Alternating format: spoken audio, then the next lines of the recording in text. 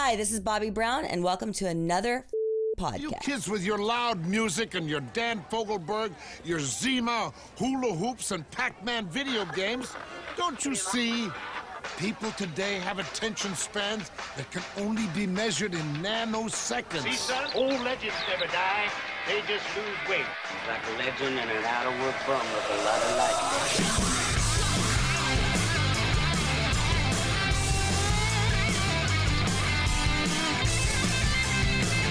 Hello, you crazy dick! Party time! Yes, it is party time. Old school intro tonight. Hello, Hollywood. Hello, world. And hello, my loyal minions. It is good to see you, and it's always good to be seen. My name is Izzy Presley. This is Metal Edge Magazine's another effing podcast. We are live via Spreaker. We got my beloved co-host, Mr. Paul Gargano from Metal Edge Magazine. You're beloved. Thank you. Beloved. I've been called worse than call. Yeah, this is true. This is true. A lot of people say he looks like Michael Carradine, so we get a lot of Revenge of the Nerds references in the chat room. Yes. And first timer, Michael Sweet from STRYPER. Welcome, finally. It's good to have you. Yay. So, hey, you know what, guys? It's a pleasure being here, and thanks for thinking of me, and thanks for having me. My gosh, it's an honor. This is huge. Like you had me on today. You had me on at the perfect time at 9 p.m. So by 10 p.m., I'll put you guys to sleep. You'll be ready for bed. You know what I mean? Absolutely perfect. Make sure you guys check out all the social media at Real Izzy Presley all the way across the board. Twitter, Instagram, Facebook, and of course the show page is Another Effing Podcast. And check out Metal Edge Magazine on Instagram and on Facebook as well. And we got to start this off right. Crack one for the working man. Ah, yes. Dude, is that Pepsi or Coke? It's the one in the blue can. Gotcha. And in the words of the great Don Jameson, tonight it is not to hell with the devil, it is to hell with my liver. All right. How we doing? You're making up for me, like drinking the water here. To hell with my liver. To hell with my liver as well. Here we go. Oh, no. I love it. I was at the Rainbow for 5.5 hours last night. I had 3 club sodas. That was Thanks for the invite. I appreciate that. You know what, man? I get it. And you got it. It's all in balance, all in check. Well, yeah. I'm still recovering from a bout with COVID, so I'm just not there yet where I feel like, Oh, man. How you feeling? Pretty good. I'm 6 weeks after my positive test at this point, so I tested negative on Easter Sunday. Okay. So that was my negative test, and I'll go like 3 good days, 1 bad day, but it's not. When you were really in the heart of it, in the middle of the storm, were you knocked down for a few days? I was like literally for about 10 days. It was kind of brutal, and for 5 days, I pretty much slept 20 hours out of the day. Oh my gosh. So that was, it was, I got it. And it's ironically, Ted Nugent came out today and said he has it. I heard. It sounds like he has what I had. Because like certain people get different ones, but he had the flu and the sinuses. And I had the flu and the sinuses. Oh man, dude. Yeah. Well, I'll tell you what, I expected to get it. Knock on metal. Yeah. And I haven't got it yet. And I got my first vaccine like a week ago. And, I was on the fence about that. I like a lot of people are, because of all the things you hear and trying to balance everything out. And I just decided to get it because, I'm in a band and I'm going to be traveling a lot and I want to go rock and go tour. So, yeah. And I want to keep people safe. I don't want to certainly spread it to anybody, And I'll say this, and I'm not a doctor, and I don't even play one on TV, but for me, like having been through what I went through, yep.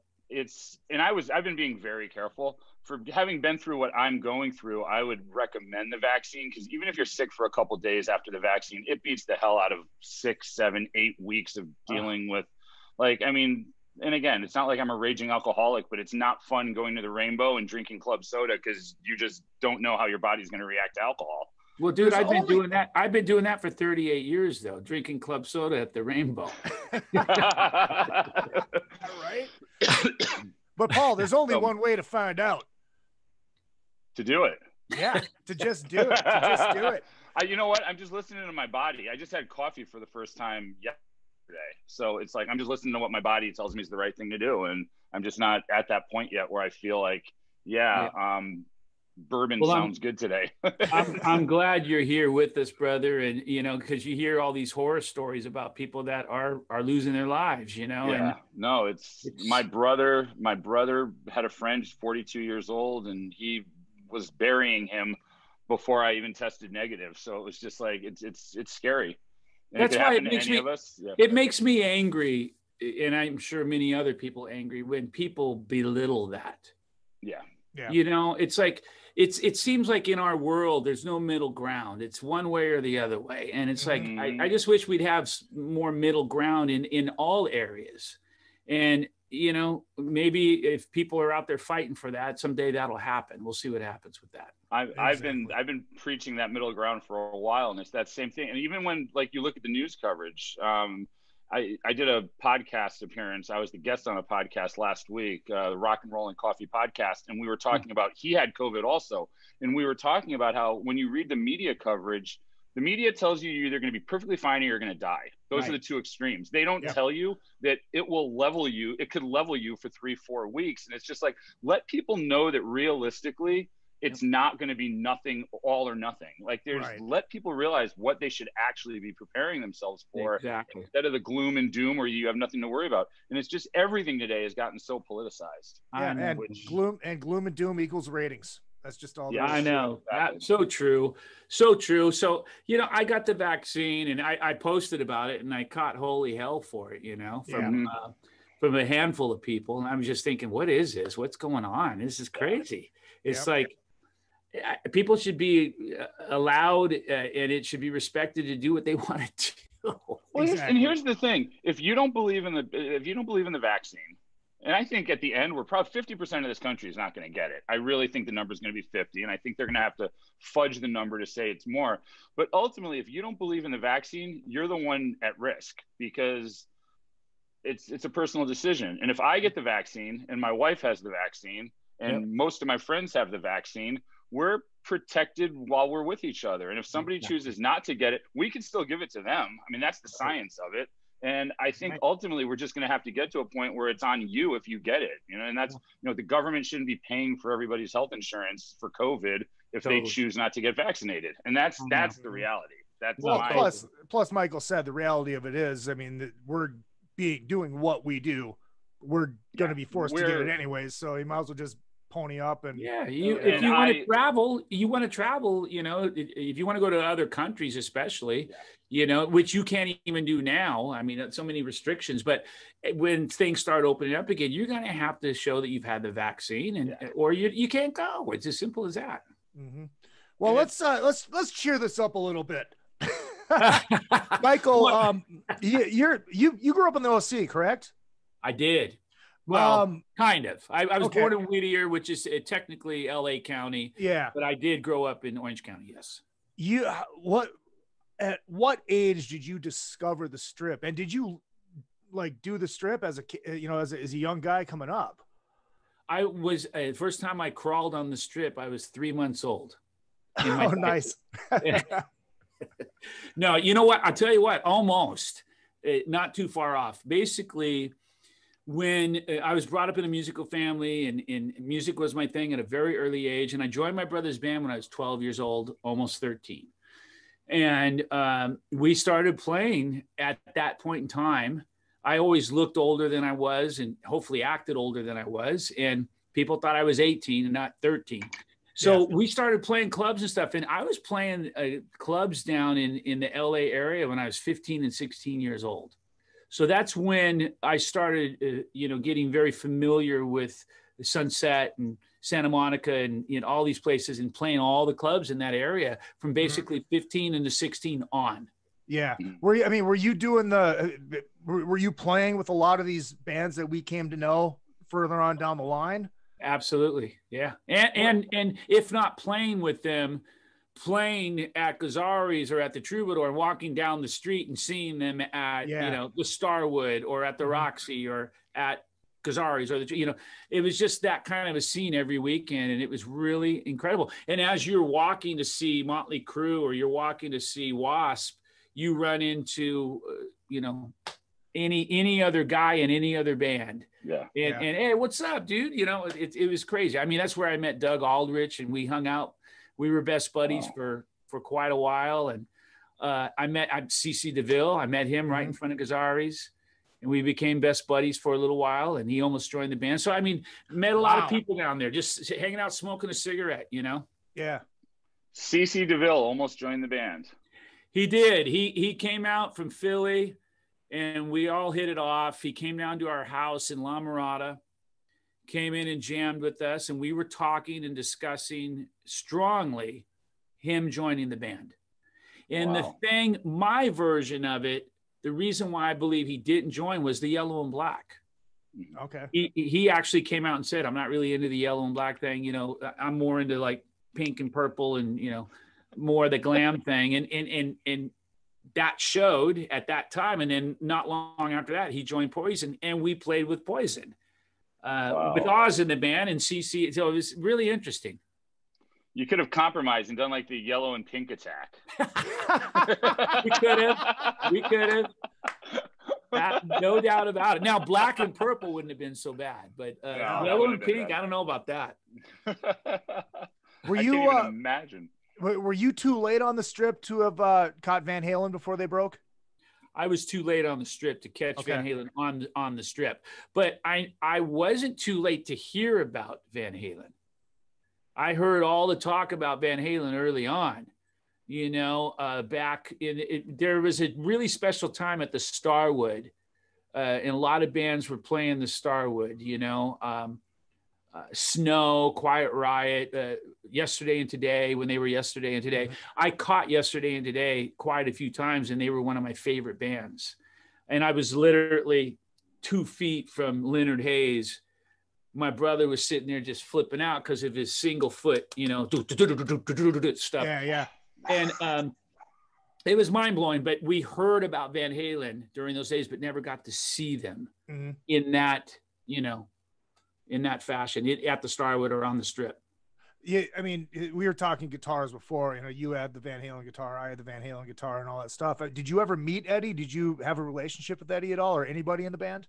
Well, I met Eddie a few times, but it was literally just in passing. My sound man, Jim Yakubuski, was Van Halen's sound man. Oh, wow. Cool. And our guitar tech was Michael Anthony's bass tech, Kevin Dugan. Oh, wow. And our paths crossed a lot. And then my wife, Kyle, wound up doing their makeup in the 90s for their live DVD, and I went out to Fresno and I saw him play, and I was in Eddie's little guitar booth area hanging out, and he didn't say much, but I look back and I didn't initiate it either. I could have actually probably got a little more out of my way to be a fanboy, but I didn't. Because I'm that way. I kind of hang back. Everyone else is getting the phone numbers and exchanging information. I'm kind of hanging in the corner. I'm really outgoing, but I'm really shy at the same time. It's weird. Going to the chat room really quick. Scotty from Canada. He says the pink and black attack would have been the Heart Foundation. There's a wrestling reference for everybody out there. There you go. It would have. True. Before I got distracted by a dog going ballistic because the mailman came. How was the difference? Like today, there's a huge difference between the Sunset Strip, the Hollywood scene, and the OC scene. Was there a different OC scene back then, or was it just kind of an extension of Hollywood? And when you're talking about the OC scene, you're talking about all the clubs in Orange County area. Yeah. Radio like now City. Yeah. It was not an extension. It was definitely a different vibe.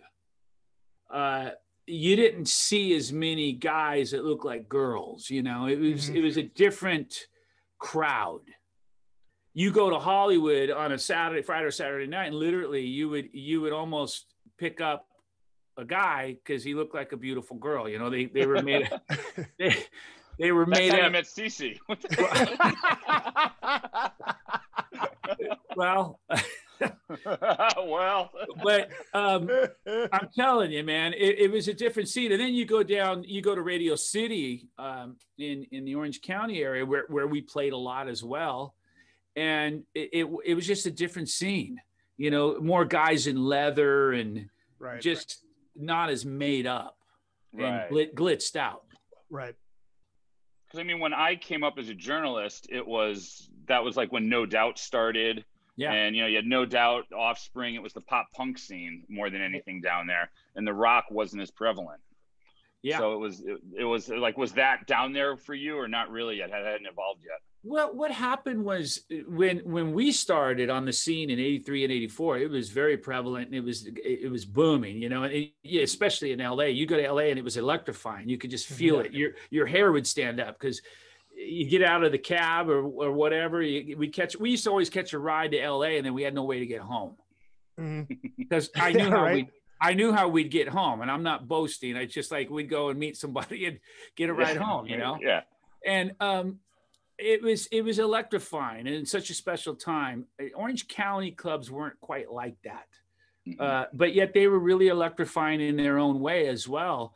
But this was in 83 and 84. Yeah, you know, long before No Doubt. Yeah, and then once Stryper started touring in 84 and 85 and 86, I didn't even think about the club scene. Mm-hmm. So it was just an afterthought at that point. Right? I was just so busy traveling. I never got out the clubs. I had no clue what was happening in the clubs. Yeah. What was it like when you guys first started with I mean, I always talk in wrestling terms. I always say gimmick. And even though like in wrestling terms, like the best gimmicks are always the ones that are closest to what that person actually is. Right. You know? So I mean, obviously your gimmick was what you guys were actually doing. What was the response like originally to what you guys were doing? And was it tough for you guys to break through because of it? Well, I mean, back before we changed everything, changed the lyrics, changed our message, added the Isaiah 53:5, when we were Rock's regime, we were just a rock band. Mm-hmm. You know, we were just a typical rock band singing about sex, drugs, and beer and, you know, all the cliche, typical stuff. And then we decided to, you know, basically turn everything around. And once we did that, we never viewed it as a gimmick, but I guess it kind of became a gimmick. Yeah. Yeah. The yellow and black, for example, kind of became a gimmick, you know, but it had significance. Yeah. To us. The stripes with the Isaiah 53:5 and all the stripes on stage, they signified and represented that scripture. By his stripes we are healed. Right. So it wasn't a gimmick to us, but it became a gimmick for a lot of people, and that's fine, you know. And the hair, the makeup, you know, you name it, the spandex, all this stuff. Now, I was happy to lose the spandex. That was great. Dang. Plus, it was cold. You were always cold in those spandex. You know? Right. Right. When did you have that? When did you have that? And forget it's just pun intended, I guess. When did you have that like come to Jesus moment where you said, and I don't mean that as a come to Jesus, I just mean that as the phrase come to Jesus moment. When did you have that moment where you said, this is the direction we want to take Stryper in? Because honestly, I would think that would actually be a good thing. It would be a smart, because it separates you. I mean, it's a savvy thing, but when did you say it's also a very ballsy thing because you're going to turn people away? I mean, at what point did you go, this is the idea and how do we push it forward? Well, to try to condense that, because it's got a lot of different pieces of that story. Basically, we all grew up to a degree in Christian homes. Mm-hmm. So what I mean by that is we became Christians at a young age. When I was 12 years old, we started going to church. Then we stopped going to church. You know, so we kind of grew up knowing and believing in God, knowing about God, believing in God. So did Oz. So did Tim. And then we all kind of went our separate ways and did the club scene and the whole rock and roll life. And then we had friends come to our rehearsal room in La Mirada who were also, you know, sex, drugs, and rock and roll, committed their lives to God and came in the studio with Shekinah glory, you know, like eyes sparkling. And we're like, what's up with this dude? You know? Yeah. What's going on with this guy? He's not the same guy here. And he's talking to us about Jesus, saying, look, guys, I'm telling you right now, you know who God is. You believe in God. You turn things around. He's going to do things with you that you've never even dreamt of.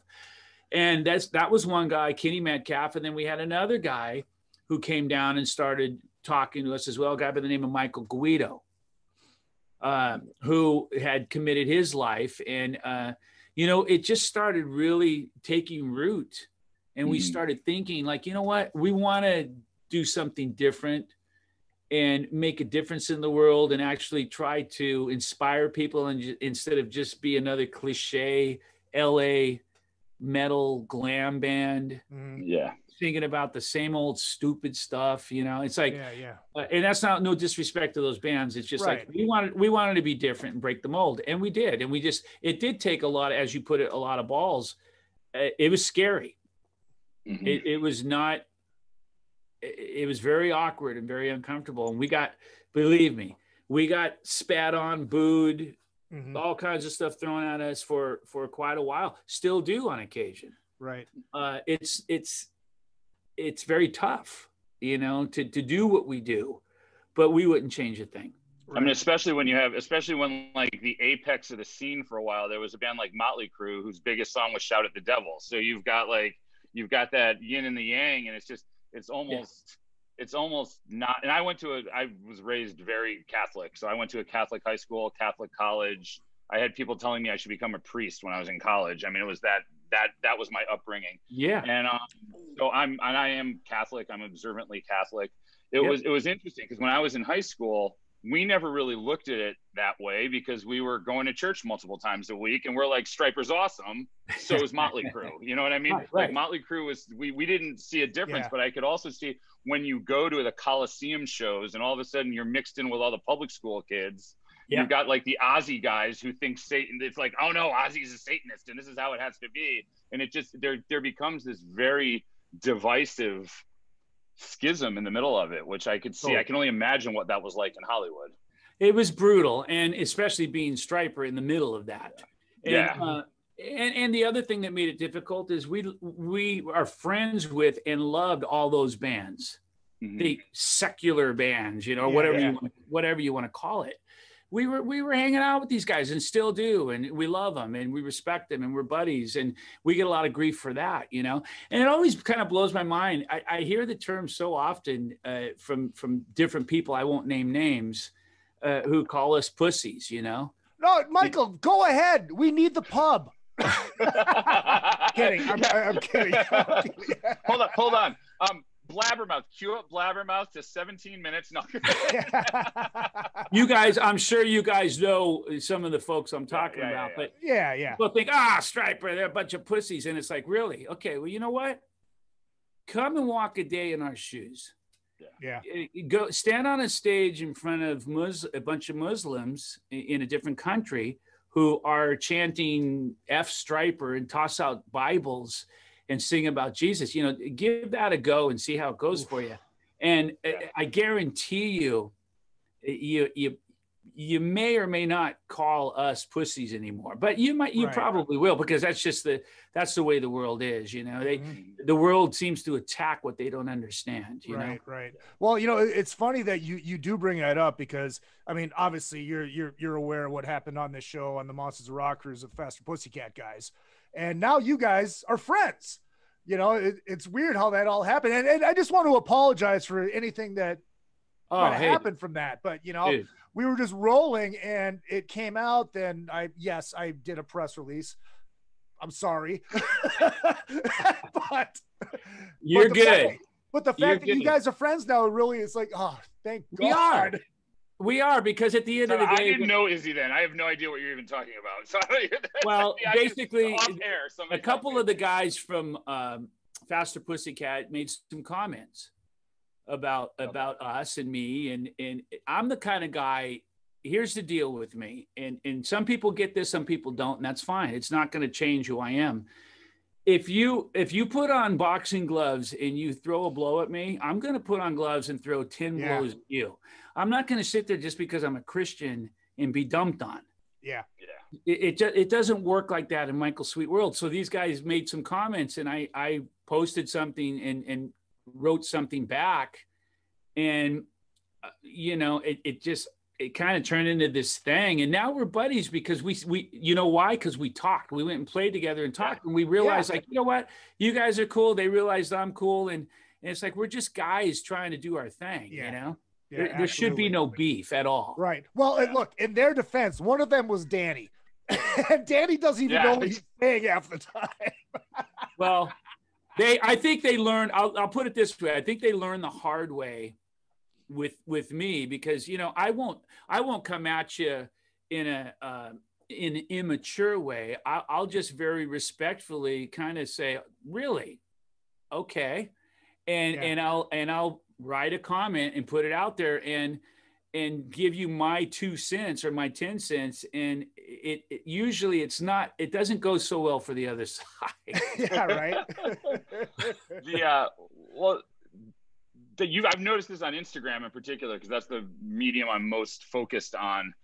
You engage with everybody, and I appreciate that. I mean, especially going through with the election cycle and everything, there were a lot of people, and I think that's important to be able to have that open communication with people, because we can't have that. We can't pull people to the middle if we don't explain to them why we're not all so far to the right or so far to the left that we should be hated.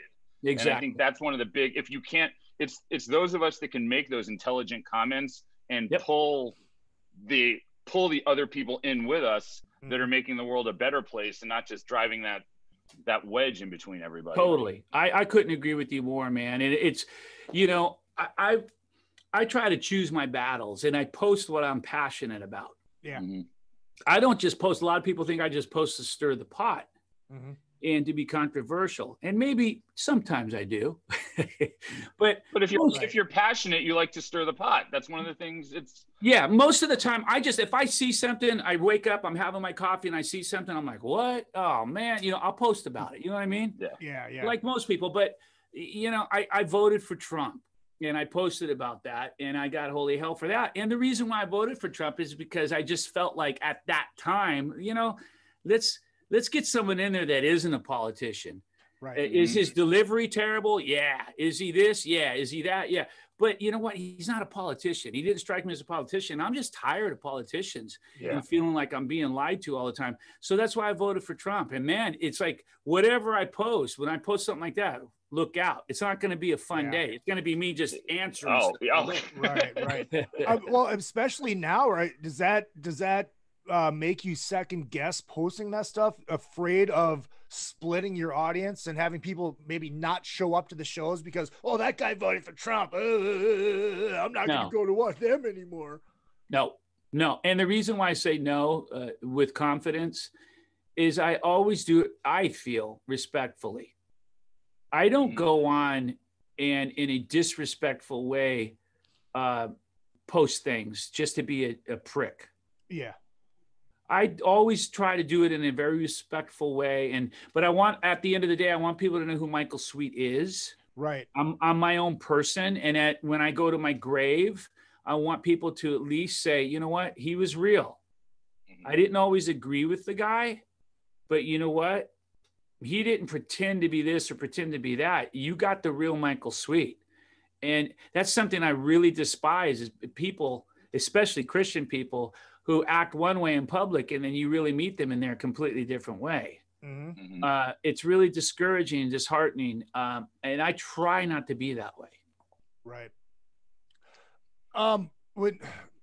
Going back to the religion thing, on a national news or national media level, national music media level, here's an example, like King's X, who, I mean, Doug has said on the show many times, like, we weren't a Christian band, but what happened was they got sucked into these interviews over dinner that were supposed to be off the record, and the guy ended up going public with it, and all of a sudden, boom, they get labeled as a Christian band, and then all of a sudden they did very well in the Catholic stores, in the Christian stores. Then Doug comes out, and then all of a sudden they get pulled. Right. Were you? What was it like for you guys on a national media level? Were you afraid of blowback? Were you afraid of anything like that?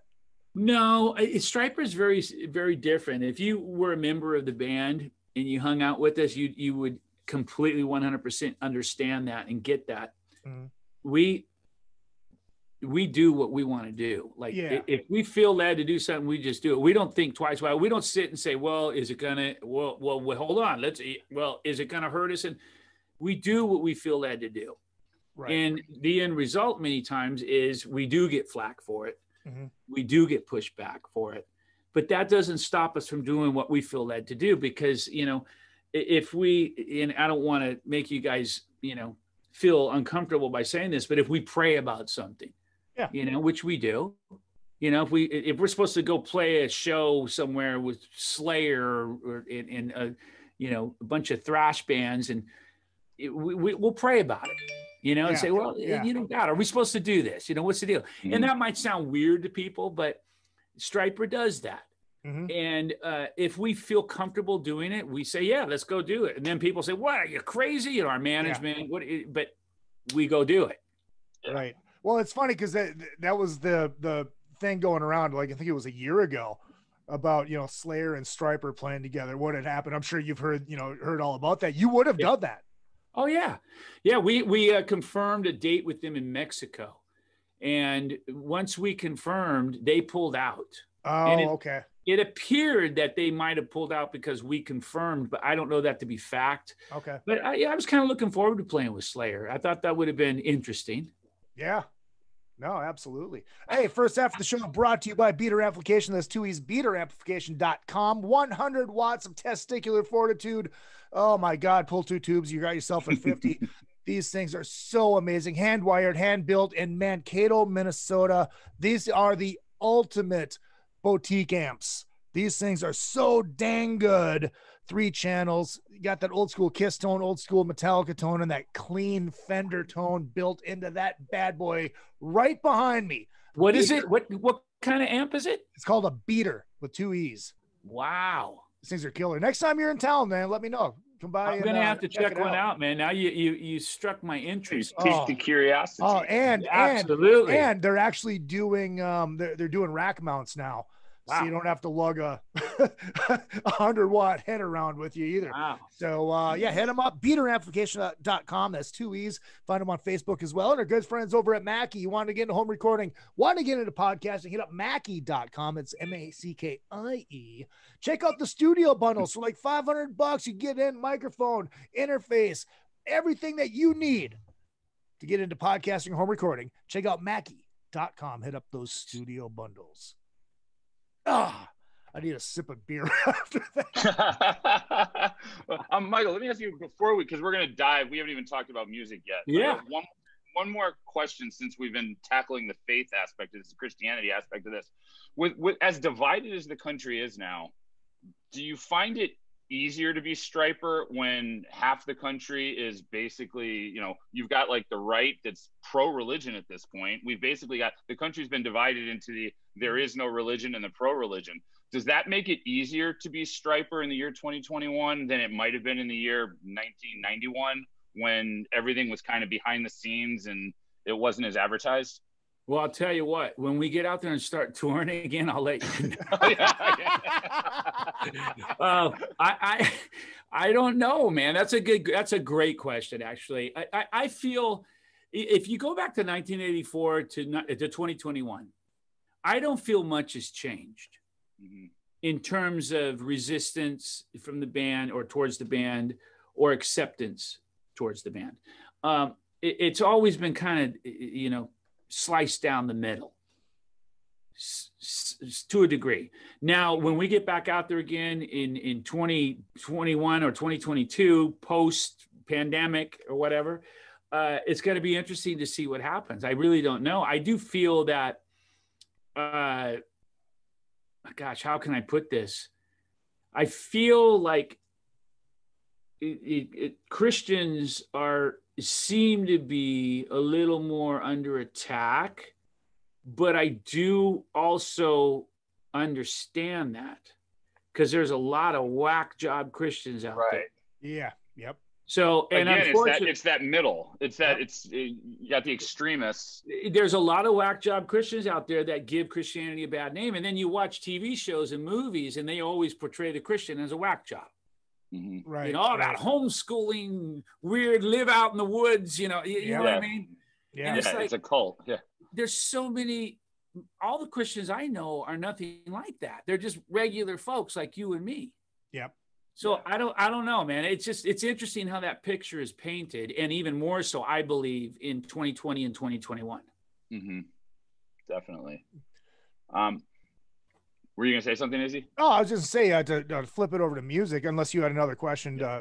That's okay. No. I was. You guys want to talk about music? Why? I don't know.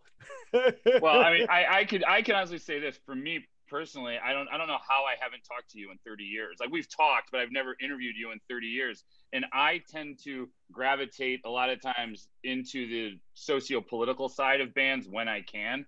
So I could sit and talk about, and like I said, I'm Catholic, so I could sit and talk about this. I could talk forever about this, but it's very interesting being able to go, obviously the music. You've talked about the music a lot, so that's yeah. I feel like well, hey, and look, I switched hats. This is my freshman baseball hat from St. Cloud Cathedral in St. Cloud, Minnesota. I was a Catholic school kid too. How does your big head still fit in that? It's got it's not fitting. Oh, it's adjustable. Yeah, it's adjustable. Robert, I'll tell you right now, if Robert was here, he would say this to you, bro. I love that hat. Can I have it? He would ask you for that hat. Let's barter. So, go ahead, Paul.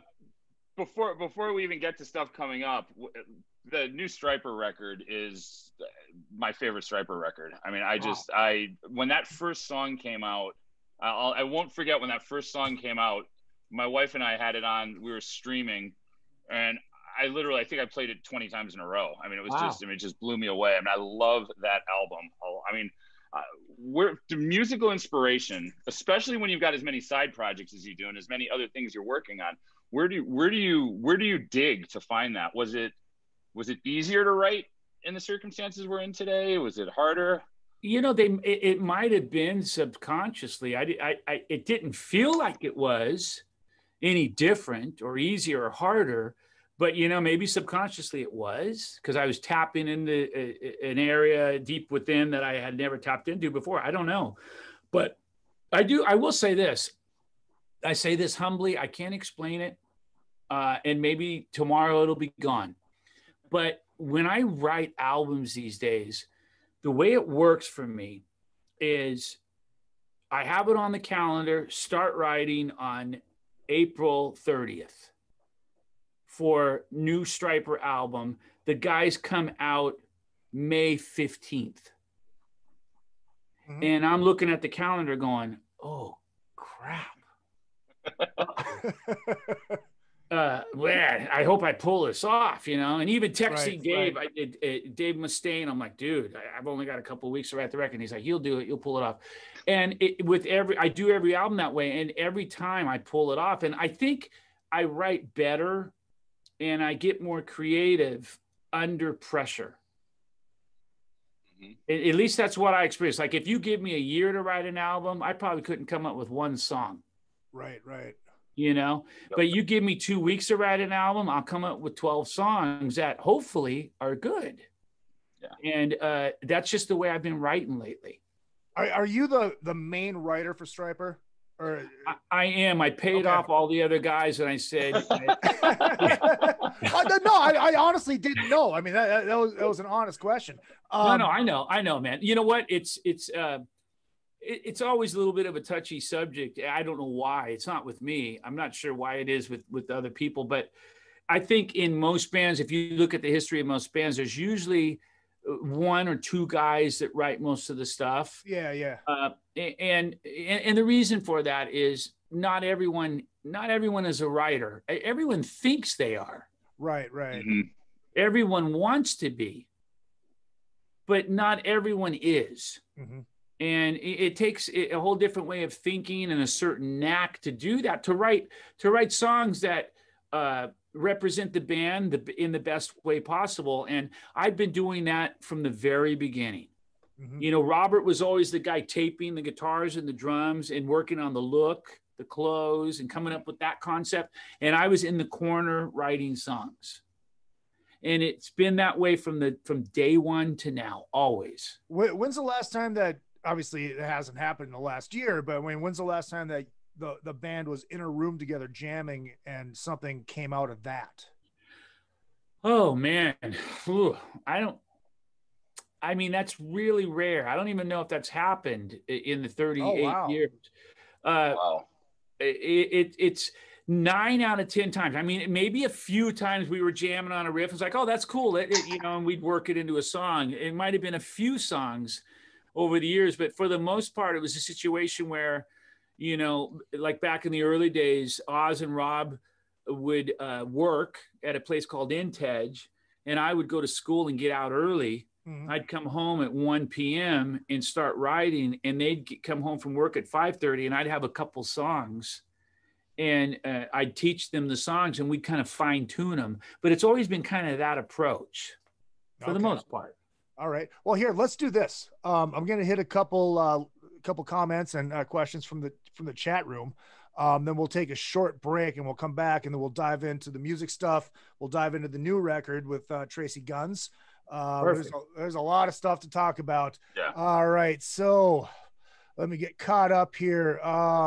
Dick Jason going back to everybody dressing like guys. He said he almost went on a date with Vinnie Vincent once. Oh, geez. Okay. Lori checking in from Australia, the Kilakawala, says, doesn't matter what religion we are, we all love rock and roll. Dang straight. Bruce from Canada says, 14-year-old me in 84 definitely thought Christian metal wasn't cool. Fast forward 35 years. When I first saw Stryper live on Monsters of Rock cruise, blew me away. Michael can shred with the best. One of my favorite cruise moments was on the pool stage with Stryper breaking into some Judas Priest and killing Breaking the Law. Love it. I remember that. Comments before I get to the other questions here. To answer your question, Scotty, a 3-way triple threat with you and Izzy and Killer. That's wrestling stuff. I wrestling swear, stuff. Yeah, wrestling stuff. All right, here's a question from Dick Jason. He goes, we're going to get to that in the second half. We're going to get to Lynch in the second half. Scotty says, if there was a side project to put together and you had a dream list of any artist to choose from, who would you want to work with? That's been asked before, and that's a hard question to answer. Like kind of putting together my own band or a band that I'd like to be in? No, putting together your own band, your dream. Okay. Your dream. Putting together my band off the top of my head, very quickly. Drummers, I'm going to go with, oh my gosh, I'm going to say Nico from Maiden. Okay. Wow. Bass players, I'm going to go with Michael Anthony on bass. The only guy that can sing higher than you. Exactly. And that's one of the reasons I'm going with it. That's one of the reasons why. He can hit all the high notes. Yeah. Guitar players, I'm going to go with John Sykes. Ooh.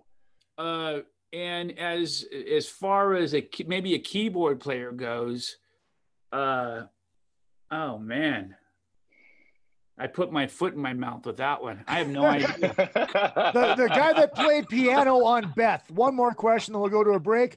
John Ward says, have you ever thought about doing a cover album of Christian metal songs? You would kill it covering The Last Night and Whispers in the Dark, along with Alive from POD. You can call it cross-covering. Well, I would say no, and in a very respectful way, meaning we didn't grow up on Christian music. Okay. We grew up on mainstream stuff, and we only did the covering because we wanted to show people our history and what influenced us musically speaking. Yeah. So it made no sense to do a Christian metal cover album because it just wouldn't. The passion wouldn't be there, because we might like the songs and the bands, but they didn't inspire us. You know what I mean? Right. Plus, and to be fair. A large portion of the audience probably wouldn't know them. Maybe. Yeah. All right. We got Michael Sweet from Stryper. We got Paul Gargano, Metal Edge Magazine. My name is Izzy Presley. This is Metal Edge Magazine's Another Effing Podcast. We'll be back in about 2 and 2 with Chuck Woolery. Chuck Woolery. That's right. It's been a long time since we've rock and rolled, but that all changes this August as Rockin' Pod returns to Nashville. This annual convention brings together rock artists, fans, and podcasters for an unforgettable rock experience. Special guests this year include Billy Sheehan, Ron Keel, Don Jameson of That Metal Show, and current and former members of Winger, LA Guns, Accept, and more. Stage panels, signing sessions, and photo ops will be available, plus lots of vinyl and memorabilia vendors. Music podcasters from all over North America will be appearing on site for live interviews, speaking sessions, networking, and more. Got a music podcast? Register and join us. Rockin' Pod Weekend kicks off with a pre-party featuring former Tesla guitarist Tommy Skio and his new band Resist and Bite, making their debut performance, as well as a rare hair set featuring surprise guests performing all-time classics. Rockin' Pod Weekend takes place August 6th through the 8th in Nashville, Tennessee. Tickets, VIP passes, podcast registration, and discounted hotel rooms are available now at rocknpod.com. Rockin' Pod is brought to you by DBG Productions, Bradley Entertainment, and Incaptia. Vinny Tortorich here. Hey man, if you're a fan of Izzy, you might be a fan of me too. I'm the guy that gets people to lose a lot of weight. I have something free for you guys. This is no clickbait. Just go to VinnyTortorich.com and there's a big banner. It's a free PDF, how to lose weight. It's an intro guide to NSNG at VinnyTortorich.com. Go check it out exclusively for anyone who listens to Izzy Presley. Thank you. RockstarLeatherworks.com is your home for badass rock and roll gear. Featuring 100% handmade leather bands, watches, cuffs, bracelets, and more, Rockstar Leatherworks has something for everybody. Whether you are going to the show or you are in it, you can find something to fit your needs. Choose from a variety of designs or create your own masterpiece. Their bands and watches are second to none. They also ship internationally. Who needs a stage to be a rock star? Check out RockstarLeatherworks.com. Hey ladies, Sass Pants Designs will take that band shirt that everyone has and make it your own in a flattering, sassy, and simple way. There are one-of-a-kind tank tops, halter tops, lace-up tees, and tube-top dresses already in stock. Check out the online store at sasspantsrocks.com and like Sass Pants Designs on Facebook, Instagram, and Twitter for special offers and custom orders. Use the code IZZY25 for 25% off of your entire order at sasspantsrocks.com. That's sasspantsrocks.com. Let Sass Pants make you the envy of the party.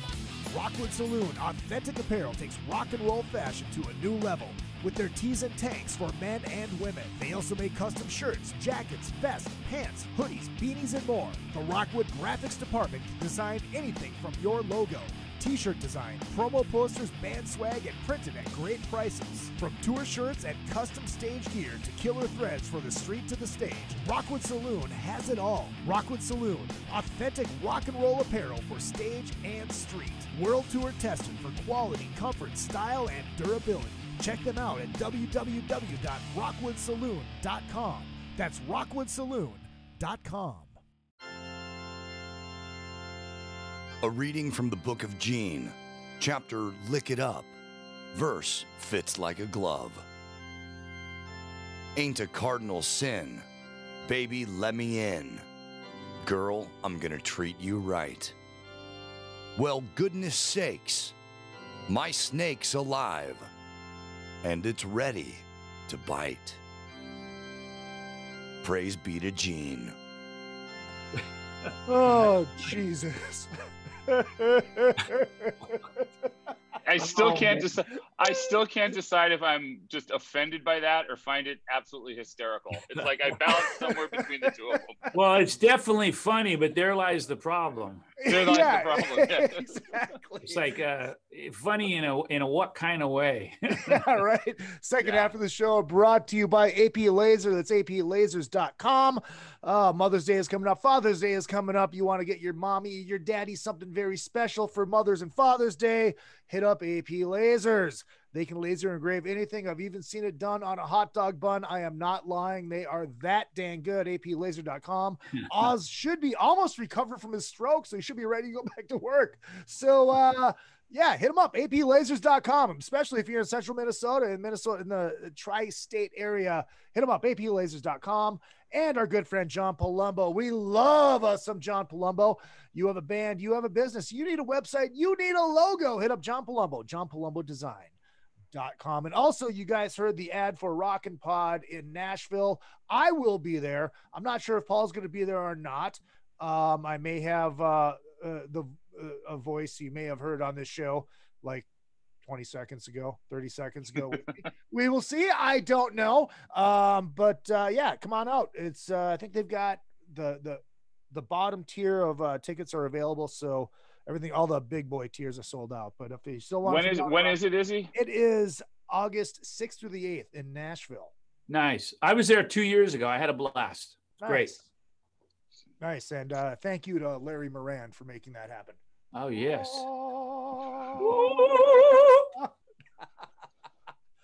Oh my goodness. What do you got, Paul?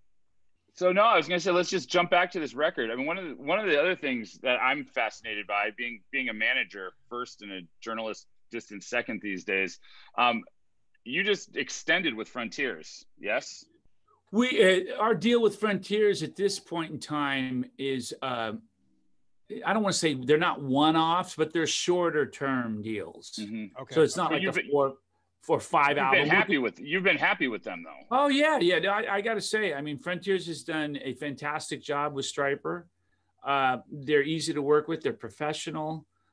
They do what they say. They pay on time. You know, you just named everything that no record label does. So. Well, and we've all experienced that. But Frontiers, they really, you know, aside from all that good stuff I just named, mm-hmm. they really have a vision for the band. They like the band, and we can sense that, and we like them, and it's a mutual relationship, and we work well together. And we're doing a new album with them. We start on it in January. Nice. And not sure what it's going to be called yet, or no song ideas yet of any kind, but we'll get there. I'll wait 2 weeks before the album. I was about to say, you have plenty of time. January, you've got until right after Christmas. You'll start figuring it out. Pretty much, which is really kind of funny. But you know, we got to come up with a really cool title. I don't know what it's going to be called. You could do it in between Christmas and Easter. It could be bookended. That's there you go. Exactly. And I just hope that this album, the next album, is different. Mm-hmm. So of course we retain our classic sound, but I hope we stretch out a little bit more and try some different things. I mean, I thought that's what this latest album accomplished really, really well. I mean, it was not.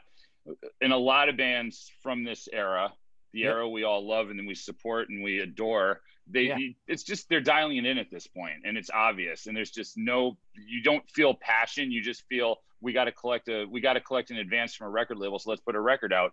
And I think that was one of the things that was so exciting to me was just this sounded like you were like, we're not just going to put out a stale Stryper record that's just a bunch of Jesus lyrics and songs you've heard before recycled. It was like, this is heavier than what we've heard before. It sounded like an evolution of Stryper, and it was like, this is Stryper in the year 2020. And I loved that about it. Well, man, look, coming from a guy like you that means a lot, you know, because music, you're a smart guy, and it's just amazing to hear you say that. And it tells me that we're doing our job. We work hard. You know, we'd never phone anything in, ever. We all get together in this room I'm sitting in right here, and we rehearse for 2 weeks, solid, every day.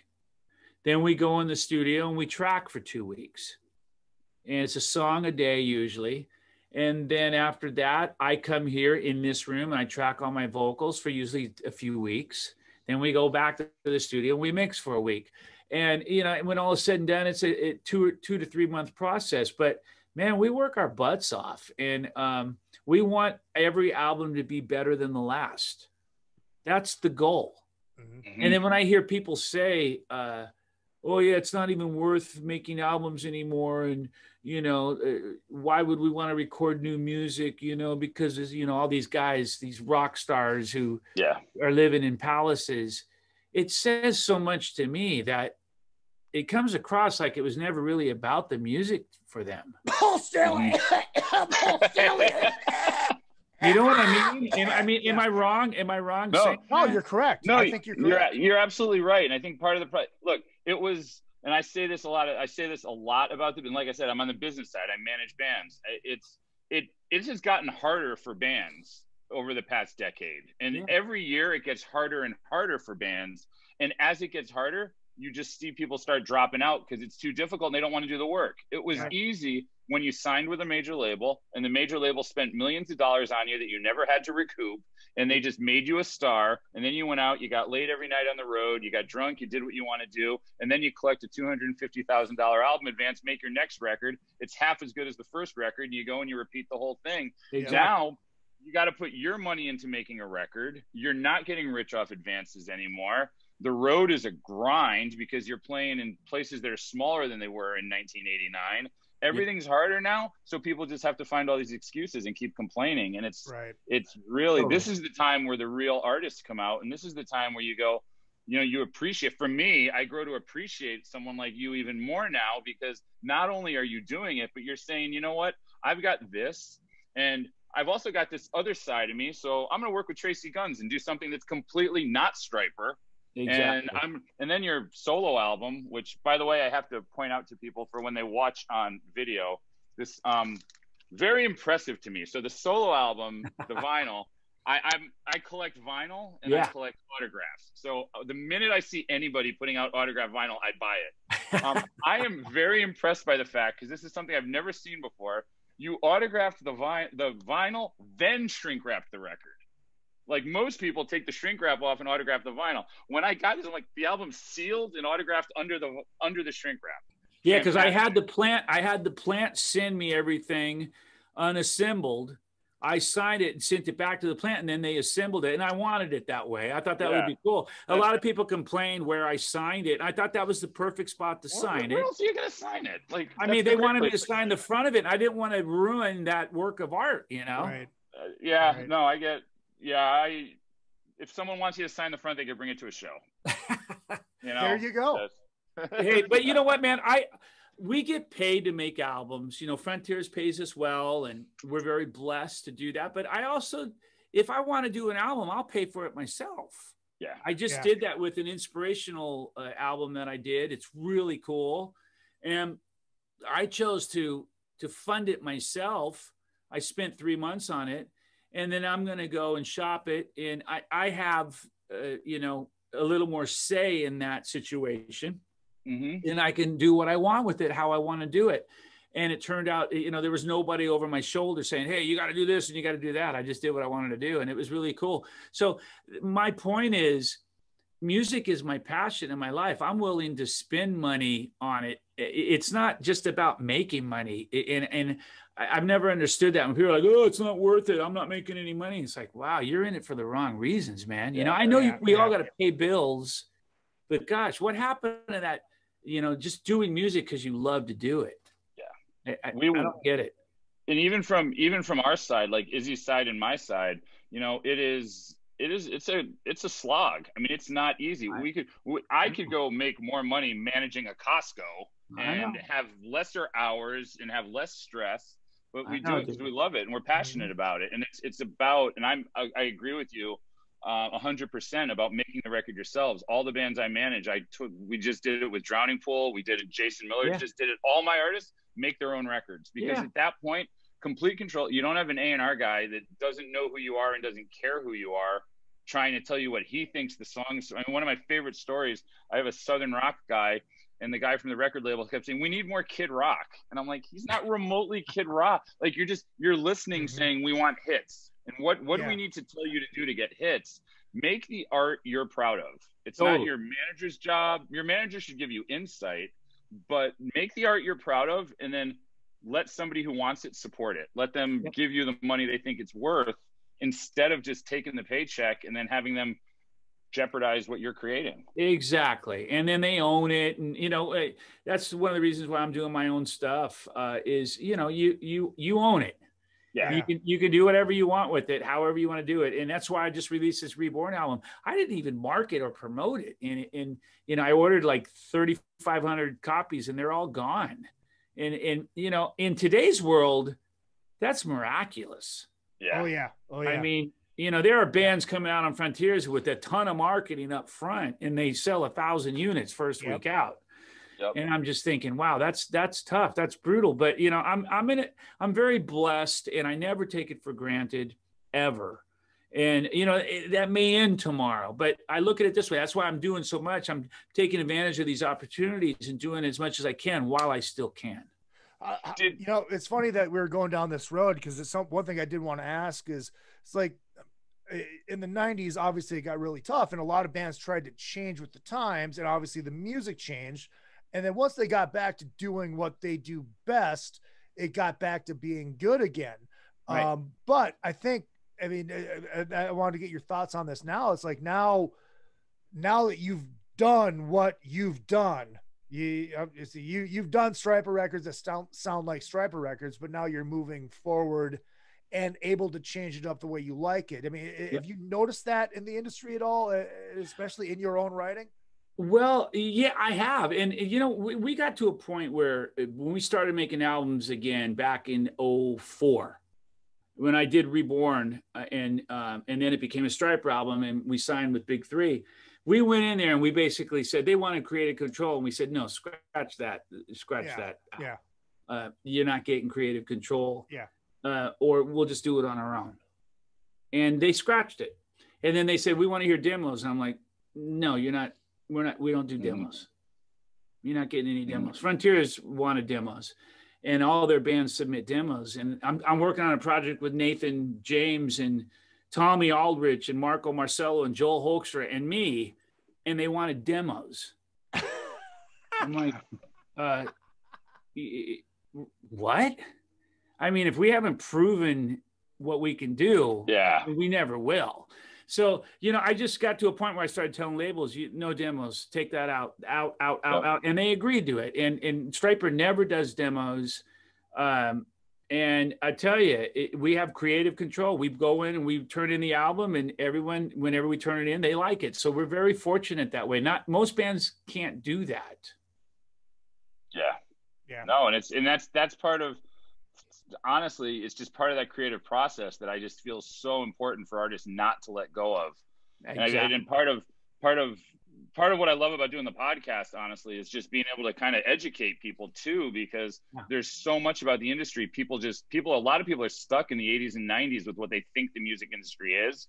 Yeah. And with digital marketing, with everything today, streaming music, people have opportunities that they've never had before, and they need to embrace those the right way.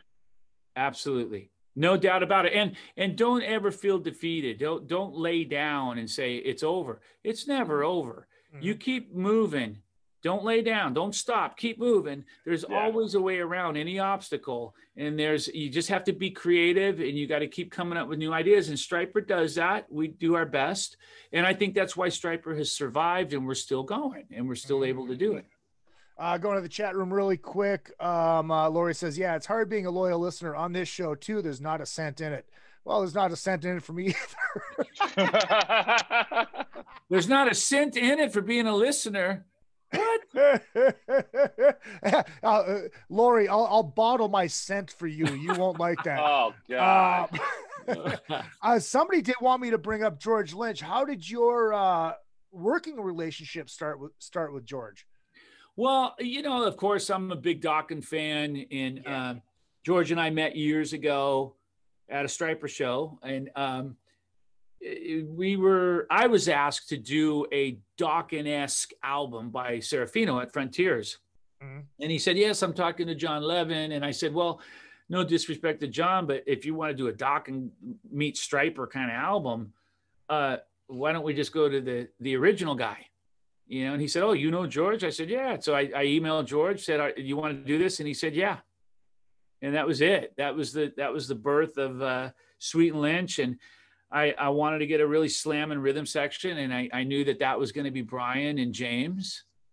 And I mean, you're not going to find a better rhythm section than that. Yeah, right. They killed it, absolutely killed it. And it's such a great band. And it's sad because we haven't gone out and toured at all. Right. You know, the one thing I did want to ask about George, because George is a famous ribber. And one of the big ribs that he pulled on Doug Pinnick was Doug had lost a bass.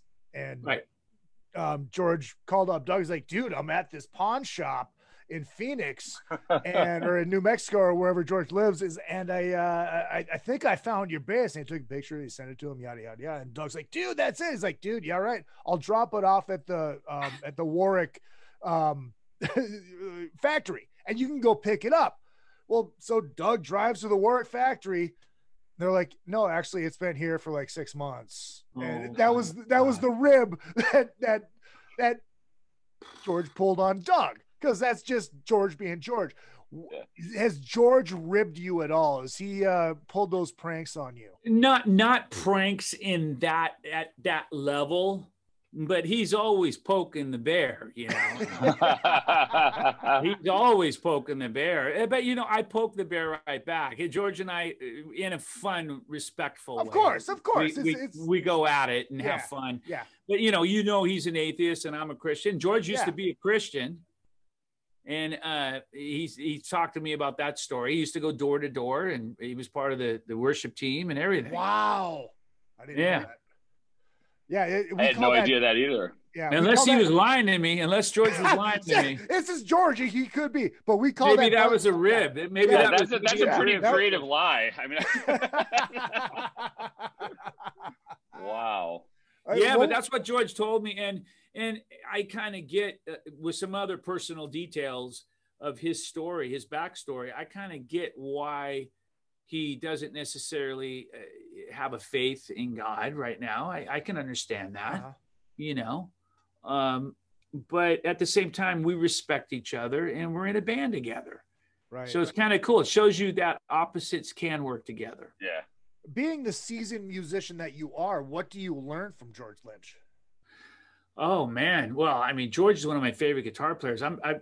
George is up here and I'm down here as a guitar player. So I just enjoy watching George play. I don't know that I learn anything from him. I don't think I could learn anything from him because he's at a whole different level, right? As a guitar player. But, you know, I think that there's a mutual respect. And when we make music together, that comes out and that surfaces. So he'll send me ideas and then I'll finish them. And when I get the ideas, I'm going, wow. And when he gets the finished product, he's going, wow. You know, so there's a respect there, a high level of respect. Nice. We're going to get into the TRACII record in just a little bit. I mean, there's just a couple of other things that we want to cover. Like Boston, for instance. How did you get involved with Boston? And, you know, being, you know, it's freaking Boston. It's Boston. My God. Yeah. Well, I went to their studios where they were rehearsing and knocked on the door, and they opened the door and they said, yes, can we help you? And I said, well, I voted for Trump. And they said, you're in the band.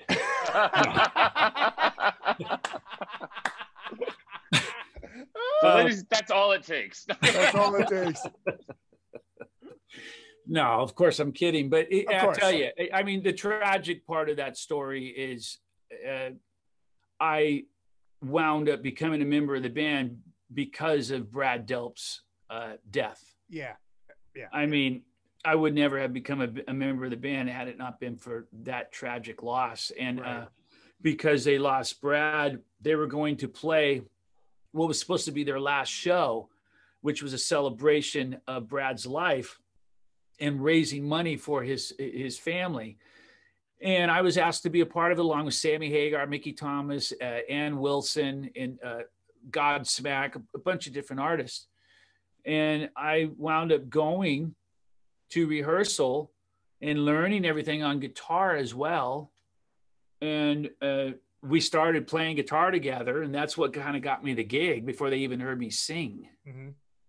Because Tom said, oh my God, the guitars have never sounded this good. We were doing 3-part harmonies, you know, and Gary, Tom, and myself, and it was really amazing. And then I sang, and they liked that. And I wound up doing the show, and the crowd really seemed to accept me. And after the show, they came back and said, we want to continue on. We weren't going to, but we want to now. We'd like you to join the band. And that was it.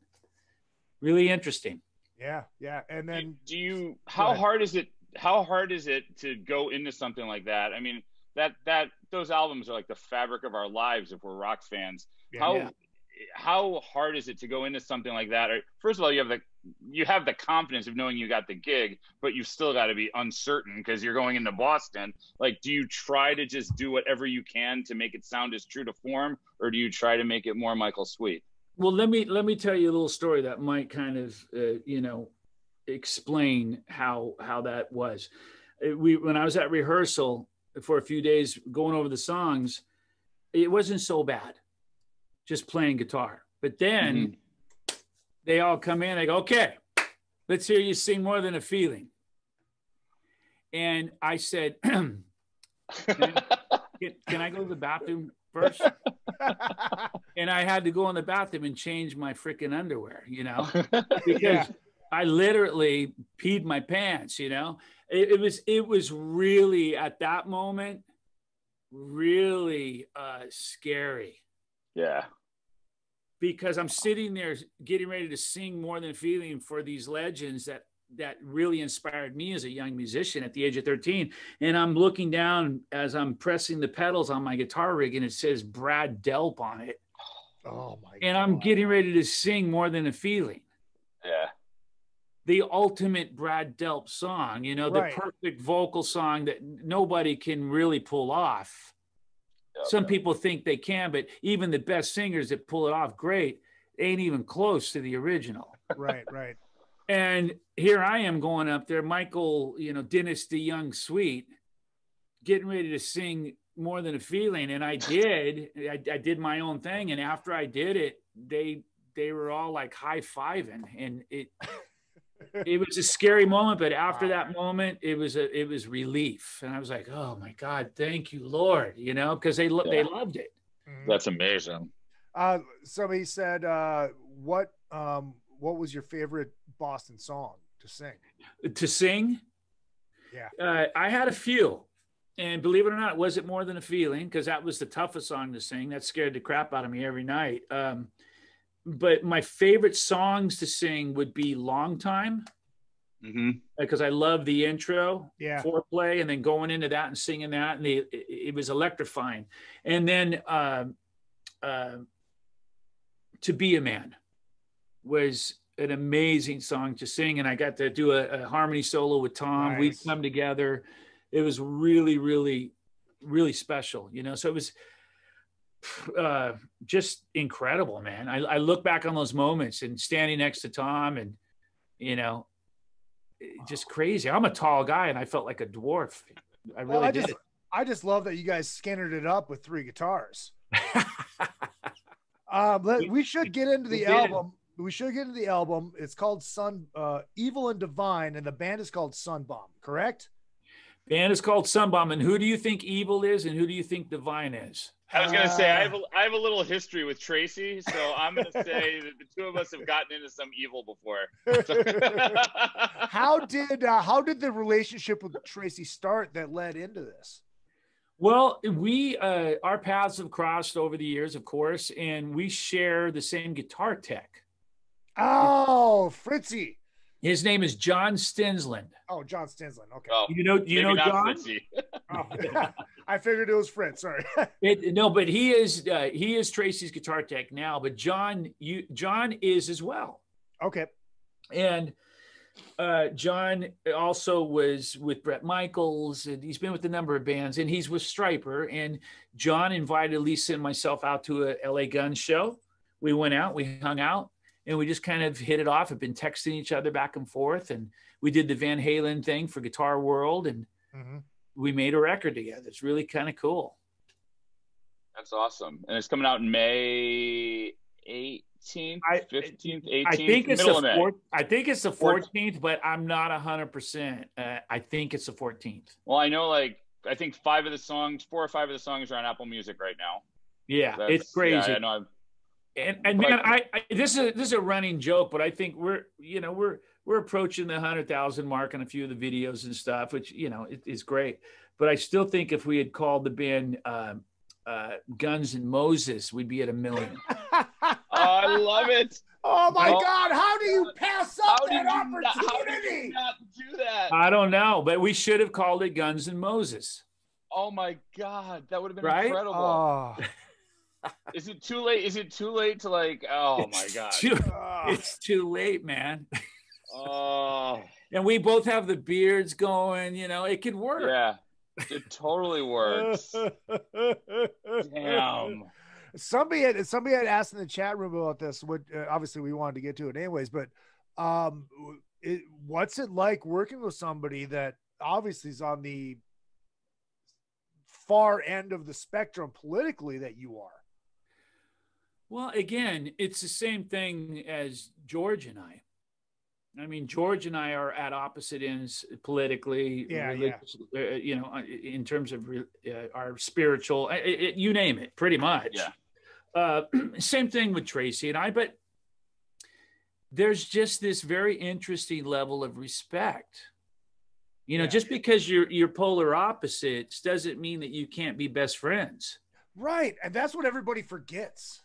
And I live in LA. I mean, Izzy will back me on this. I mean, the majority of our friends have to be the polar opposite of us politically. It's just, we don't have a choice. It's just, you know what? I'm a smart guy. I don't hang around with stupid people. We respect each other's opinions. We disagree. We agree to disagree. And you know what? That's all it boils down to. Exactly. If you start preaching to me, you're not going to hear from me for 2 weeks. Exactly. That's it. It's like, that's it. You know? No question about it. And you know what I base everything on when I have a friend. If I want to be a friend with somebody, do I laugh with them? Yeah. Right. Do I have fun? Do I have fun? Does he make me laugh? Do I make him laugh? And you know what? Yep. I feel that with George. I feel that with TRACII. And we have fun. We laugh, we hang out, and it's like, you know, it's fun. And when we go tour at some point, hopefully soon, it'll be fun. And that's what this is all about and should be about. And you know, all we got to do is these things right here, take them away. Because what did you just throw? My phone. Once you get off social media and you're like face to face. No, dude, it's true. These have changed and altered our lives and for the good in some ways, but more so for the bad, I think. I really believe that. We've lost the ability to communicate as human beings, and all we know how to do is text message and leave nasty anonymous quotes on Instagram pages. I mean, it's just we don't know how to be human anymore. That interaction's gone, and it's really sad. I know, man. I agree with you. And it's like everybody's got a point to prove. And if you post something, they think they're entitled to give their opinion, even if you didn't ask for it, just because it's on a public page. It's like, it's a crazy way of thinking, man. It's so crazy. And again, going back to you as an example, I mean, ultimately these people just come onto your page and they criticize things you say, but they're following you. Like what gives you the right to an opinion about what I believe? It's just, I don't tell you what to believe. I know. And I'll take it a step further. I always compare it to Eddie Van Halen. I'm a huge fan. Mm-hmm. If Eddie was still here with us and I was able to go on his Facebook page and post, or his Instagram page and post, which I could have, I would never even consider going in there if he said, I voted for Trump, and say, oh yeah, well, let me tell you something, buddy. Yeah. I've been a fan for 40 years and I'm a fan. You know, I would never, even if I thought it, I would never consider doing that. Yeah. See, all you got to do, you got to pull out a belt and go, let me tell you something, brother. See, Izzy, the problem with that idea is that you're the only person any of us know with a belt, other than Chris Jericho, who actually earned his. yeah, I'm a mark. I bought mine. Actually, the Killer Koala has one too. Dude, the thing I love about that, Mr. Hogan, I'm assuming that's who you were impersonating. That was the Hogan impression, yeah. Is he always said, say your prayers and take your vitamins. Yep. And I always thought that's cool, man. That's really cool. What was the writing process like with TRACII? Because you had just said that it's like you're the main writer guy in STRYPER, but now you have somebody like TRACII Guns. How does that work? Well, it was completely different than how I write in Stryper or Obviously. for any other projects. TRACII basically wrote all the music, sent me the music and the lyrics. Another guy by the name of Mitch, I'm trying to think of his last name, he wrote all the lyrics. Oh, wow. And so the music was already written. And all I was going to do basically is probably tweak melody lines here and there, maybe a few words here and there, you know, like I normally do on something like that. Yeah. And the first lyric I opened up, I was with Lisa on a Sunday morning in bed having coffee, and I said, "Oh, cool! They sent a lyric. Let me check it out." And I open it up, and I see the title is "Witches," and I'm like, "Okay, this does not look promising." And I started reading through the lyrics, and it was about burning witches. That's what the song was about. And I literally had to look at the calendar and make sure it wasn't April Fool's, because it felt like a joke. Like, wait a minute, this has got to be a flipping joke. This can't be real. So I started emailing people. I'm like, guys, I can't sing about burning witches and alienate my fans and all the people that, you know. And ultimately, what had to happen was all the lyrics had to be revamped, rewritten by Alessandro, their in-house producer at Frontiers. And then they came to me and I rewrote, because of the language barrier, I rewrote some lyrics and some melodies and stuff. So we all actually co-wrote all the songs. Okay. 4 guys. And it worked out great. Well, it's funny that you say like TRACII wrote all the music and all of a sudden, bam, because when I hear it, it sounds like Stryper, like heavier Stryper. And that's what's funny, because when I see people say, "Oh, this song sounds just like Stryper. Everything Michael does is Stryper," it's like, and then I go in there and post. Well, that's funny because I didn't write it. And you know what? I gotta be honest with you. And I texted Izzy this earlier. It doesn't remind me of Stryper at all. Like, this is so left field to me personally. Yeah. Like, and again, I think it's your vocal, and that was one of the things I wanted to ask you about. You clearly approach vocals differently on this album than you do.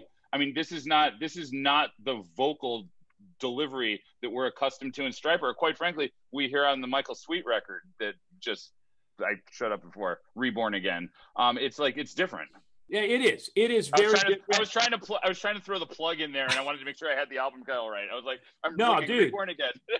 You nailed it. You're totally right. It is. And I purposely wanted to approach the vocals a little different. I mean, I'm Michael Sweet. I can't change my style. Right. 100%. I can try, but I can't. And I really tried hard with this album to do things a little different. The melodies are a little darker. The lyrics are the music's a little darker, and structurally it's different. It's not your typical verse, chorus. You know, it's a different arrangement, a lot of the songs. So it's got a unique feel to it, but it's cool. Very cool. Well, it's funny. If you do want to change your vocal approach, all you need is Here we go. Cowboy Killers, some Jack Daniels, then all of a sudden you'll just sound like this. I'm so bad, baby, I don't care. I'm going to tell you guys, hey, I don't know if he still does this, but Todd LaTorre would have a cigarette. He still smokes, yes. Before he'd sing and sing like a bird. Yeah. You know? So Todd blew me away when I saw Queensryche with him for the first time. Oh my God. Yeah. So good. And you know, I heard that Dio would smoke a cigarette before he was a smoker. It's like sometimes I guess that's part of the sound. I don't know. It's funny. It's like, it's weird. Smoking affects it's like COVID. It affects everybody different. Like Robin, I'm serious. Robin Zander from Cheap Trick. I think he still smokes. Does he? Yeah. And he still sounds like freaking Robin Zander. I know. LaTorre still smokes. He's like, hey, look, I still sound like I sound like. It's amazing. It's just genetics, you know. It's incredible. Now, I will tell you guys, during the Against the Law album, we wanted to kind of try to grit up my voice a little bit. So for some of the songs, I'd have a glass of wine and smoke a cigarette. Oh, wow. And it worked. It actually did add a little grit to my voice. You obviously smoked before? I've on and off over the years. Like in the early days, I used to smoke Shermans because I thought I was cool. You know, and I've smoked cigarettes just hanging out with a group of people, one cigarette. I've never bought cigarettes. Yeah. And had a pack rolled under my sleeve, ever. It's funny. I brought up Lemmy before. Did you know Lemmy? Did you have a relationship with Lemmy? First time I met Lemmy, we flew to Germany for a promotional tour for Against the Law. This is in 1991. And we landed and we got there late and we went to our hotel and we went to a local pub. And we walked in and we got a beer. Oz got a beer, I got a beer. And we look over at the bar and Lemmy's sitting at the bar. God honest truth. So we went over and we started talking to Lemmy. We talked for about 10 minutes about all sorts of stuff. He knew who we were. We talked about God. He gave us his opinion. We gave him our opinion. And we sat and sipped our beers for 10 minutes with Lemmy. So that was the first time I met him. And then our paths crossed at the Rainbow. And, right. But I never really got to hang out with him like a lot of other people. Right. Well, I could imagine Lemmy having a sense of respect for you guys for being who you were and not giving a, I'm sorry, I'm going to say it, not giving a fuck and just, and just doing it. He came across when we talked to him, I got the feeling that he did respect us and he knew who we were and he hung out and talked to us like we were buddies. And I didn't get the sense that he wanted us to leave and he didn't disrespect, you know what I'm saying? It was pretty cool, actually. Very cool. And I mean, in a lot of ways, I mean, you represent what Motorhead represents more than anybody. I mean, you're more what Stryper's ideals in the rock world are more punk rock than anything. They really are, because it's completely against the grain. We don't do anything that anyone else does. Right. We do it our own way, and we're our own band, and we're unlike any other band. And I mean, there's got to be something to that. You have to have some sort of respect for that. We stuck to our guns.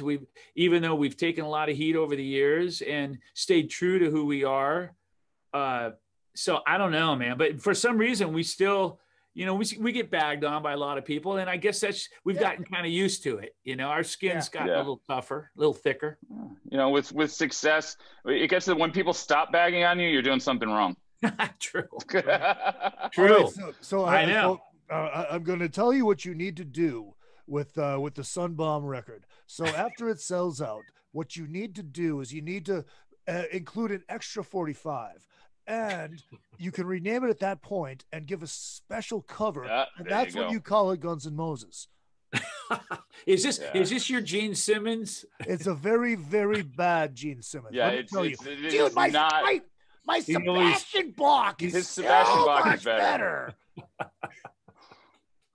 What, dude? I might suggest that releasing something at some point under the Guns N' Moses name, because that's just too good to pass up. It's just too good not to. That's amazing. Let me ask you something about Stryper. Just looking back, you've got a pretty vast catalog at this point. Is there anything with hindsight that you look back at and go, yeah, we missed the mark with that, or I really wish that's tough for me to listen to now. It made sense at the time.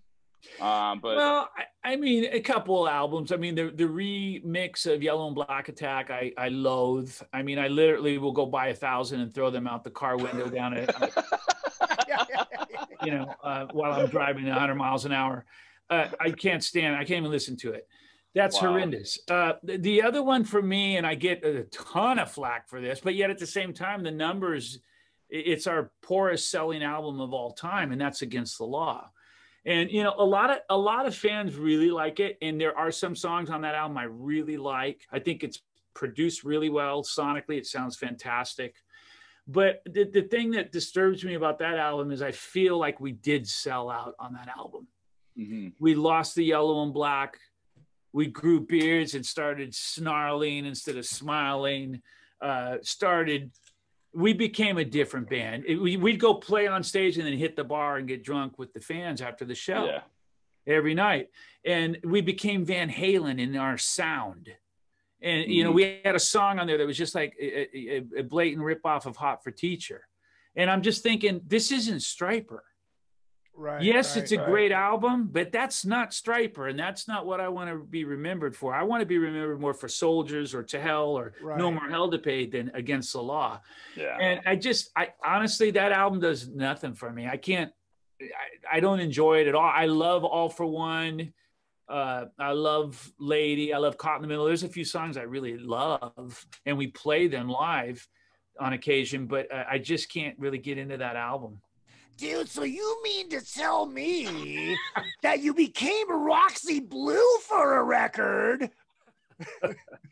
We did, man. We kind of caved under pressure for that album and became a completely different band. And it's definitely one of my regrets. If I could go back in time, I would have done things differently on that album for sure. And just let me say this, I'm not ripping on Roxy Blue because I freaking love that Roxy Blue record. I don't care how Van Halen it is. It is awesome. It is awesome. And the singer was on this show. We talked all about it, and it's great. So, Michael, people want to get the record. Where can they pre-order the record? Because it comes out in May. Well, they can, I'm assuming, get it obviously at the Frontier store. And I don't have the information to give you for that, but that would probably be Frontier. I was about to say, the nice thing about the year 2021 is Google Frontiers Records, and you're gonna yeah, they've got their own store now in the U.S., so you can buy it there. You can of course buy it at Amazon and any place that sells music. You'll be able to find it. I think I'm even going to have some available at michaelsweet.com. Nice. But yeah, man, it's really great. It's a fun album. Everybody involved works so hard on it, and it's got a great energy to it, and that's everything in my opinion. If you don't have the energy, you're building on a really poor foundation. Exactly. You got to have that. Exactly. And if they want to find you on I'm sorry, you had another question? Go ahead. Yeah, no, what have you started to look at touring yet? I know from the business side of things, touring is ramping up. I mean, do you have plans yet, or are you waiting to see how things level out with COVID and all? We're starting to book shows right now. Like we're doing this Rock Timber show coming up. We're up in Minnesota, right? Yeah, we're direct support with Skillet. They're headlining, and then a number of other bands opening. LA Guns is one of them. Kicks, and I manage Hurricane, and they're on day 2, so I'll just make sure we're out there a day early. Absolutely. And so we'll be there, and then also we're doing the Chris Jericho cruise. We've got a few other shows we're doing this year, but I think things are really going to kick in for us next year. Okay. I think that's when it's going to be like full throttle, man. And like, whoa, a Blur, like, right. Are you afraid that there's going to be so much out there by that time that it's going to be hard to poke through? No. Okay. No. I mean, you got to remember from a business perspective, there were always a lot of bands on the road. I mean, it's not like it's not going to change. That's true. That's always. True. Yeah. And the thing is too, is again, humbly, and I mean this, no ego, very humbly, STRYPER, has a really good following, a really good base, and people that are going to come out. And what that translates to for these buyers are tickets, and it's all about tickets for these buyers. So STRYPER is a band that can pull people in, and they know that. So I don't think we're going to have any trouble, to be honest. But you know what? You never know. Yeah. Exactly. Michael, if people want to find you on social media, where can they get you at? They can go to peeweeherman.com. They can find me at michaelsweet.com, of course, my website. I'm on Facebook, I'm on Instagram, I'm on Twitter every day, always posting on all three. And I haven't done the other outlets, to be honest with you. You're not dancing on TikTok yet? Yeah, beat me to it, dude. I don't get the TikTok thing yet. I do get the TikTok thing, and I just made a decision. Social media takes up a lot of my time, and that's okay.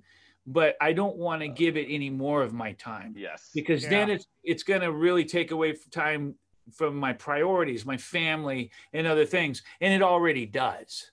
Right. So I can't take on anymore. No way. Yeah, I feel that. I have found that I'm just a happier person if I disconnect from as much of it as possible. And I genuinely like Instagram, but when I was sick, I pulled off for a while. But it's just, I got to stay away from Facebook. I just can't. I get on there, I get sucked into the negativity, and life's too short. It's just I can't do it anymore. All it takes is one comment. You read, you can go in there and you wake up and it's a sunny day and you're like, yes, what a beautiful day. You read one comment, it's like, here we go. Yep. You know, that's why I just post about boobs. Paulie, you want to pimp what we have coming up, or if you want to keep that under wraps, or what do you want to do? There is going to be, I don't know how long it's going to take, but there's going to be a big Metal Edge announcement. It might be a couple weeks, it might be a couple months, but there's some huge stuff that we are in the process of doing. And next week, we don't know what the show is going to be yet next week, because I'm juggling a couple guests.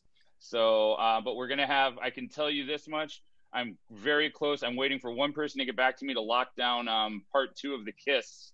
We're doing part 2 of that. Wow.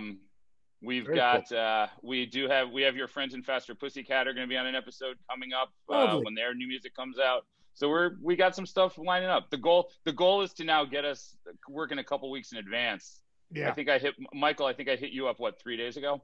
Yeah. To and be you fair, know what?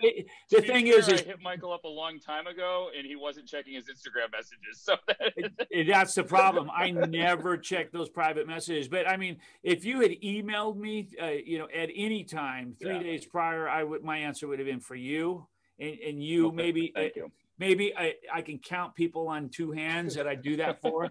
I'd say, let's do it tonight or tomorrow. Yeah, no, I appreciate that. Thankfully. It's been like a privilege finally getting to sit down and talk business with you because it's been too long. I got to just show this because this is my geek out fan moment, but I'm doing it for my wife. Like anyone that walks in our living room, this is like the centerpiece of my vinyl. Wow. Vinyl section. My wife caught this at a Stryper concert. Wow. So that is when did she catch it? Like when? God, can she hear me right now? No, it had to be. Hold on, I'm going to mute for 1 second to yell her name. Okay. Hold on a minute. Okay. Reek. Well, I'm glad that Paul was here, so you would actually decide to come on. It was You're muted. All right, now I'm back. She said it was about 20 years ago. So that was So it was. So that would have been like 2000 and 20 years ago would have been probably the 03 tour. Yeah, I mean because that's the first time we started playing again. It's as Stryper in 03. Yeah. Did you guys have different versions of the Bibles that you threw out for different tours? Well, just different translations, but that always so you can't tell by the Bible which tour it was. Right, exactly. And we've always put the stickers. What happened was in the early days when we started throwing those out, there were no stickers on them, so everyone would leave them. Yep. All over the floor, man. And we'd be like, oh, this is a bummer, man. So we started putting stickers on, and then not one since has been left. Crazy. And hers is even autographed. That's amazing. It's funny. I heard this the other day. The most stolen book in the world is the Bible. Yeah, I believe it. Yeah, because it's in every hotel room. I believe it. That's right. Put here by Gideons. Have you ever met a Gideon? Have you ever seen a Gideon? Who are these people? I am in a band with 3 Gideons, yes. Oh, wow. Oh, my God. I was doing a Bill Hicks bit, and it's real.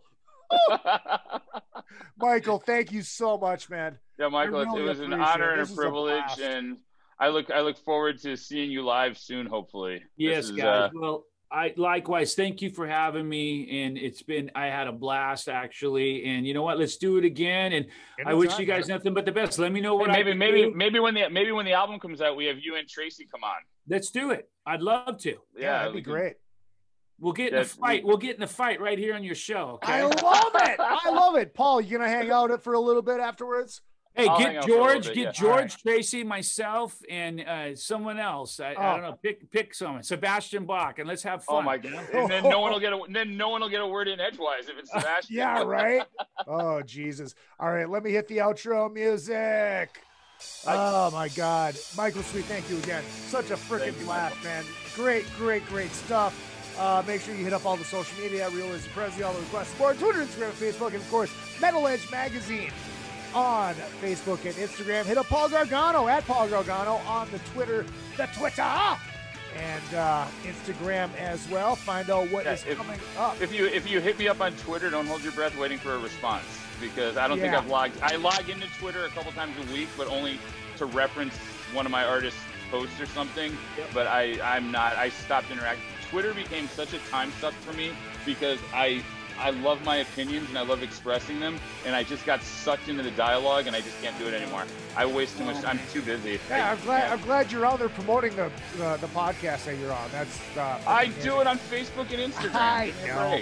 Busted balls, baby. Just busted balls. Man. But we will see you next week. Same bad time, same bad channel. If you are still listening, hit up the Facebook page, because I will post the Instagram or the Zoom link, and right after we are done. And in the words of Stone Cold Steve Austin, if it's somebody because Michael's sweet, and so. That's awesome.